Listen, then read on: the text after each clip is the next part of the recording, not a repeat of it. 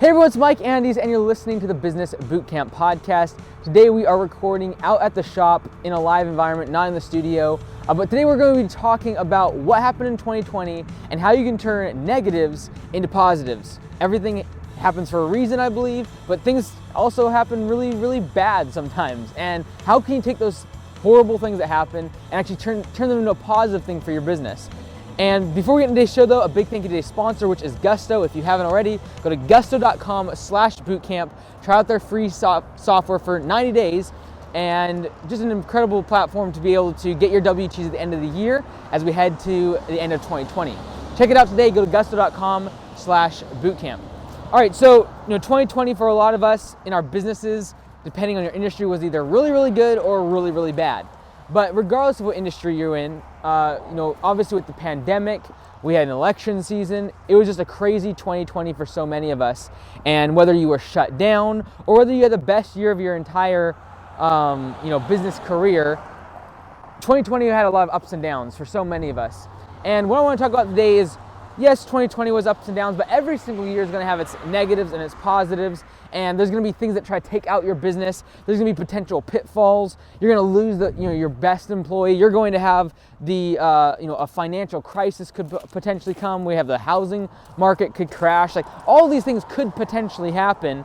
And you got to think about not if those things are going to happen, but when they happen, how are you going to adapt? How are you going to turn that bad thing into a very good thing? So for example, let's say you lost your best employee. The employee that you really leaned on, the one that was always, your go-to person. They led the people in the field, or they managed your office. They've been with you for the longest period of time. And, that's gonna be very discouraging as an owner, to be able to have to lose that person that has supported you for so long, supported you in so many different regards, and it can be very, very demoralizing. How can you take that very negative thing and turn it into positive? What you can do is you can start to realize that you need to systematize the business and simplify it to where when you lose a key hire, when you lose that key person, that the business doesn't fall apart.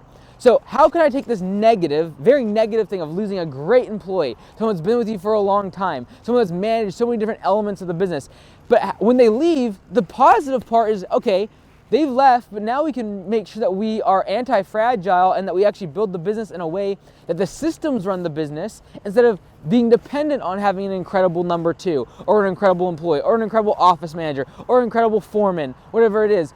That person that you've been leaning on so long, how can you make the business more system-centric instead of personality-centric? That's something that can be a huge positive. It can be a catalyst for you changing the way you run your business, because no longer can you rely on someone that's had a ton of experience and been able to know how to do everything and knows all the different scenarios. You've got to build a manual to train your people. You have to build systems to make sure things are simple. You can no longer offer 50 different types of services. You might have to cut it down to a lot less in order to make sure you can create systems and procedures and simplify your business. So this massive negative of losing a great person can actually turn into a massive positive for your business, because you realize that, hey, I might lose a hire. I might lose someone in my team, someone that's been here for so long. How can I simplify their role? How can I take something that they've done for 10, 15 years that only they can do? How can I simplify it? How can I reduce the services that I offer? Reduce the amount of training that is required for new hires so they can become profitable more efficiently and more quickly? So that's one of the things that could happen really negatively to you in 2020 or even in the future. And so, what are the other things that could go really, really badly for you in 2020? Well, in 2020, we had the whole pandemic. And for some of us, we got shut down and we literally could not work for a couple weeks. Well, what are some of the positives that we could take away from this massive negative that for some of us, we were shut down, we could not even work for a few weeks on landscaping and hardscaping, and we could only do maintenance type work. For some people, they just dodged that bullet and they're like, oh, great, I'm through that, like, we're good. Like, thank goodness we were able to get through that when it wasn't a 2007, 2008 issue where this lasted multiple years. But for what you need to do is take that negative and be like, look, I've got to get really, really diligent and focused now about creating recurring revenue in my business and not being dependent on one-time jobs. Those massive $10,000, $15,000, $20,000 projects or $80,000 patios and retaining walls that all of a sudden disappeared because I, number one, couldn't work on those jobs based upon a government mandate, or two, those jobs, because they were discretionary income, now those people were pulling their deposits and be like, hey, I can't do the job, we got to see what happens with this whole, crisis and all this garbage. And people on one-time projects, people that were dependent in their landscaping jobs or landscaping businesses only on projects, they were really affected. Regardless of what industry you were in, we were all affected. But what were the parts of your business, the segments of your business that actually took off? What were the ones that you realized that, look, I've got to pivot here, I've got to make changes in my business?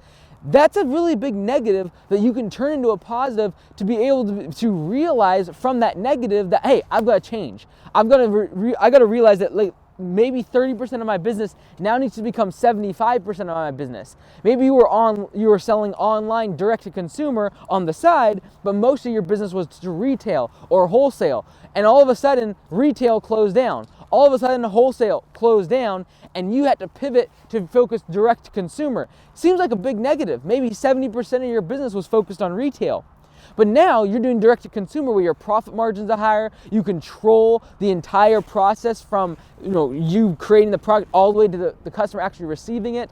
These are all positives. And so when we look at 2020, there's a lot of people who are going to look at 2020 and say it's the worst year ever. We just want to get through 2020, all the rest of it.